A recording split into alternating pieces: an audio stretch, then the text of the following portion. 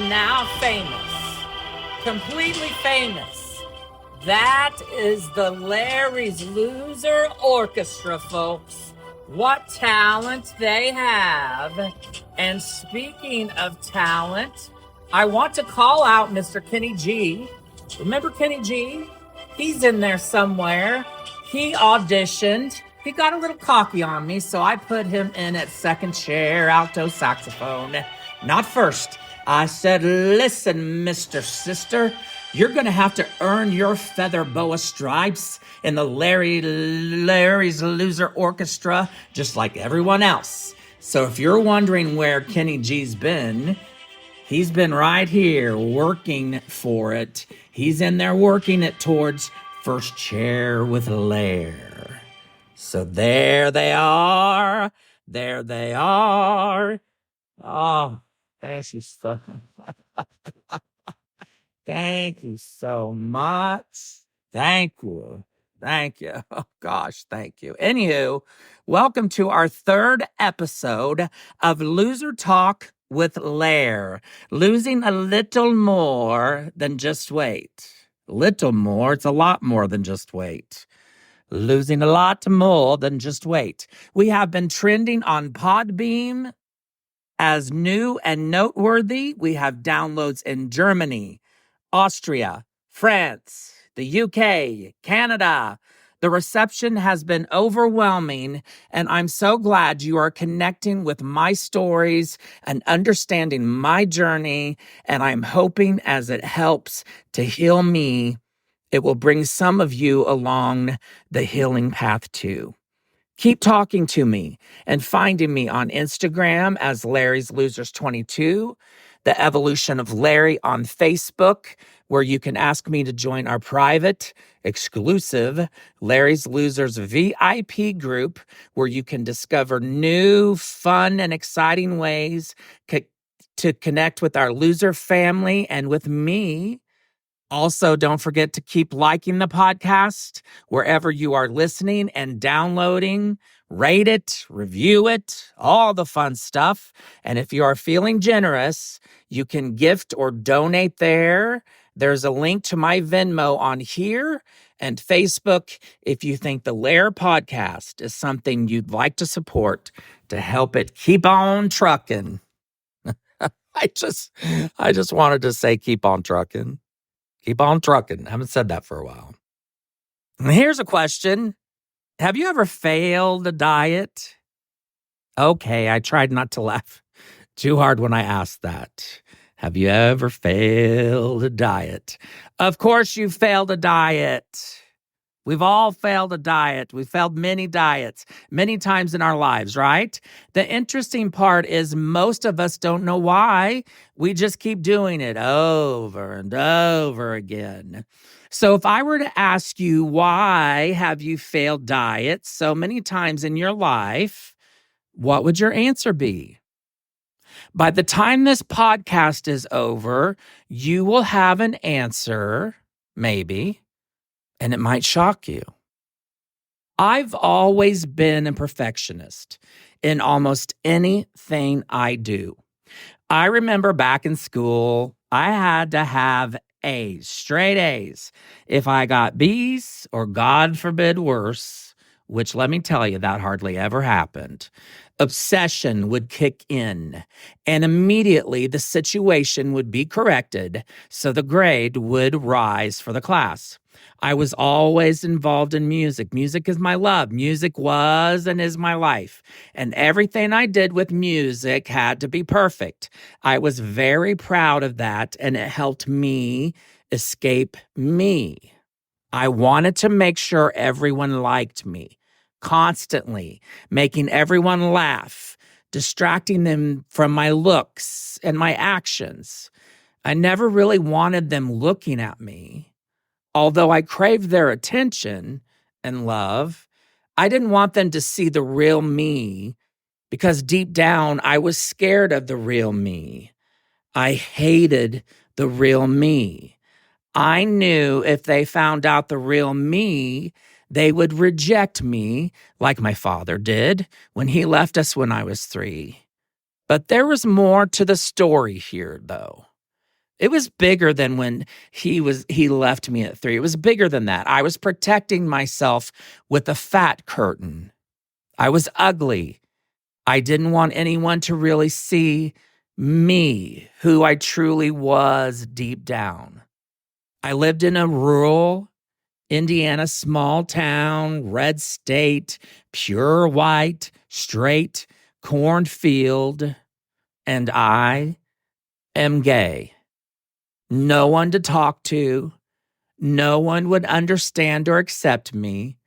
The thing is, I didn't try to do weird things and not be myself. I mean, I had girlfriends per se, but I didn't go out of my way to try to be hyper straight and try to cover up. I just continued to be Lair. I continued to hate the fact I wasn't perfect like everyone else around me. I was defective. I wouldn't have the perfect life of family and kids. Life had to be different for me, and I finally realized that I was okay, and ultimately, that was beautiful. I found my own way, and I went to Boston and found lots of people like me, creative and gay and straight and all walks of life, that accepted me and lived and loved and didn't care. It was the land of Oz. It helped me start to put the puzzle of Lair together. I continued to gain and lose weight. I've lost over 100 pounds 4+ times in my life. I worked for Nutrisystem in Boston. All that time still dieting and hating myself, punishing myself to lose weight, thinking I had to be in pain to get results. Had to starve to see loss on the scale.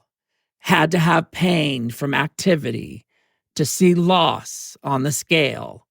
Was a horrible person, and something was wrong with me if the scale didn't say what I wanted it to say.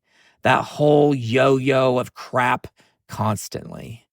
Went through bouts of eating disorder, of not eating, working all day, maybe a baked potato here and then beer all night after work, no sleep, working all day and evening and then partying all night with beer again and no food, passing out, size 31 waist at 6'4" tall. I was so sick, but I was pretty. Let me tell you, I was pretty. 6'4" and 31 waist, honey, walking around. I still felt that ugly, fat kid that was scared of being discovered. As I got older, which means my parents got older, my dad, who is my stepfather since I was 5, got sicker with heart problems. I was living about an hour and a half away, working and drinking, constantly stressing like I always do with my anxiety. Excuse me. And mom needed help with dad. So I started gathering my senses and started realizing I had priorities with mom. Mom was number one, so I left work, left it all behind, and moved home to help her with doctor's appointments and full-time care with him as he had his second open heart surgery. As we went through that, I gained 150 pounds. The stress of caretaking is no joke, but I'm so glad I was able to help her so she could rest and get away. It was rough, but we were able to keep him home, and that's where he passed as he wished. There I was, knocking on 400 pounds. Heaviest I had ever been. Had all kinds of medical problems and diagnoses and medications. I was swollen. There literally was a death halo around me. I was disgusted with myself, hated myself still the same old Lair. So nothing changed. None of that was new. I had a choice to make. Just continue and let it end this way, or fight, make a change. Well, if you know Lair, I've never been one to sit around and let things happen to me. Remember last week's podcast? I let life happen for me. I create my own opportunities. I knew I needed to get it together to be there for mom as she was getting older, and someday she would need me. So I signed up for Weight Watchers. I approached it like I've approached everything else in my life, a diet, perfection. I let the scale control. I let the food control me. Every week on Friday, the scale was going to determine if I was a good boy or a bad boy. And in the studio, there was such a production when I'd weigh in. And if I was good, I'd sit in the workshop and plan my celebration afterwards, not listening to the technique. Or if I was bad, I'd sit in the workshop and pout, so angry with myself, hating myself, not listening to the technique. Continuing the cycle of not learning, not caring, ignoring me with the fat curtain. I found success in the very beginning using my perfectionism. Every day I made sure I used my allotted points. As WW allowed, I had 72 points a day. I was perfect. I didn't use 73 or 71. Every day for 6 months, I used 72 points. I tracked everything perfectly. I was perfect, and I lost 50 pounds, and I got so sick of tracking and being perfect and the points and all of it, I just quit doing it. I didn't quit WW. I quit tracking. This is the one time I didn't quit on Lair. I quit eating healthy. I quit all of it except going to the workshops. Somewhere deep down, I knew that all of it, if I still continued with the community, that at some point it would finally click. I went every week. Every Friday I weighed. Every Friday I gained. I did not care. I knew this was a process that I needed to go through. Finally, I was learning something. Eventually, I started tracking again, but this process helped me slowly see that perfect doesn't exist. I was learning this. Slowly, my eyes were opening. I still wasn't there yet, but that was another step on the journey to getting there. Then boom, the world ended. Pandemic hit. World shut down. By this time, I'm working for Weight Watchers as a coach. We have to immediately learn how to do everything on Zoom. So all of the real life drama of Lair weighing in on Friday, that's not a thing anymore. There's no one to cheer me on. Now, wait, I don't even have a scale at home. So, yeah, I had to order a scale real quick. So, the dramatics of weigh-in day are not there anymore. It was so strange. Well, it's just me, my Jack Russell Terrier that you probably just heard bark a while ago. His name's Wrigley. My cat Cuddles. And apparently, there's this killer virus coming for us. And all you're telling me is I can have donuts and pizza and potato chips and all of it delivered now? Well, sign me up. And boy, did they sign me up. So I rapidly gained 40 pounds. And here we go again. And you're thinking, will you shut up? You're ready to turn this thing off because you can't hear this anymore. And I don't blame you. That's how I felt. I felt like, stop the madness. I can't do this anymore. I will not continue this dieting and worrying about weight and food and blah, blah, blah. I can't do it anymore. I have to take care of mom if she gets sick, and this won't do it. So I thought, what can I do differently this time that I haven't done all those other times? What can be different now than I've done differently the rest of my entire life? And it slapped me across the face. What if I started loving myself instead of hating myself? What if I started accepting myself instead of denying myself existence? What if I started living and even realized that I deserve that? What if I came out from behind this fat curtain and started showing everybody that Larry deserves to be here? But then the question is, how does that even happen? How do I get there? So I said, start telling yourself, I love you, Larry, in the mirror every day. Now, you don't understand what that means. This guy couldn't even look in a mirror or a window or anything that reflects. Wrapping paper, let me tell you, it was horrible. It made me sick to see myself at anything. I could not do it. And I know there's a lot of you out there that feel the same way right now. So just doing that would be hard, but saying, I love you to me, it was laughable. It was for a few months, but then after I did it for a while, every day I made myself do it. Chills and tears came over me. And then finally, I started believing it. And let me tell you something. When I started believing it, the perfectionism started vanishing slowly over time as I started liking and loving myself. This is a lifelong process. It's going to be a work in progress every day. But the control of the food and the scale and all those things continue to fall away.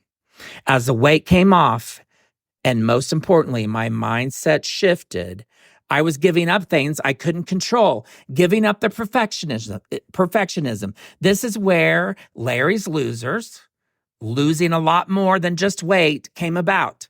This is when God grant me the serenity to accept the things that I can't control kicked in, and all the work I had put into the last few years leading up.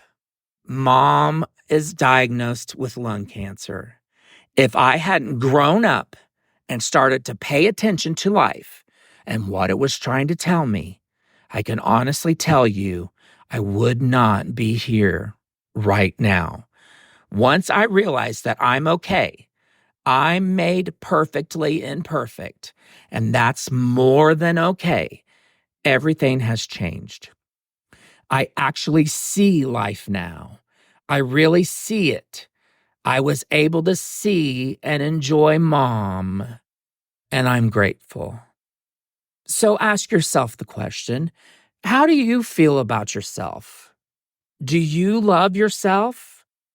Or start with, do you like yourself? Start there.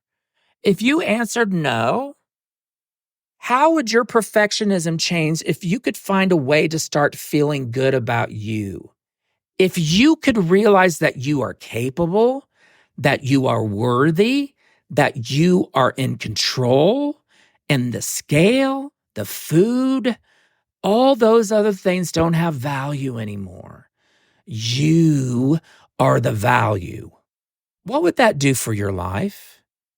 I know what it's done for mine. I am free. I want all of us to be free together. Speaking of together, wow, look how smooth I am. Don't forget to find me at Larry's Losers 22 on Instagram, The Evolution of Larry on Facebook. Also, ask to join our exclusive, private Larry's Losers VIP group, where our loser family has new and exciting ways to connect with each other and with me. If you are liking what you're hearing, don't forget to download, rate, and review this podcast. I have provided a link to my Venmo.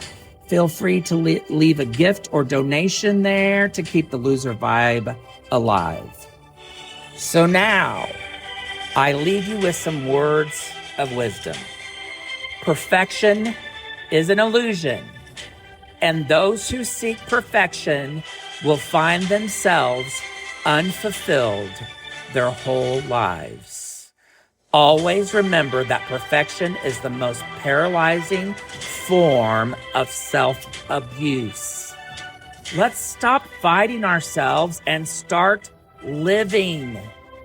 Thanks for listening. I appreciate you. See you next time. Love you all.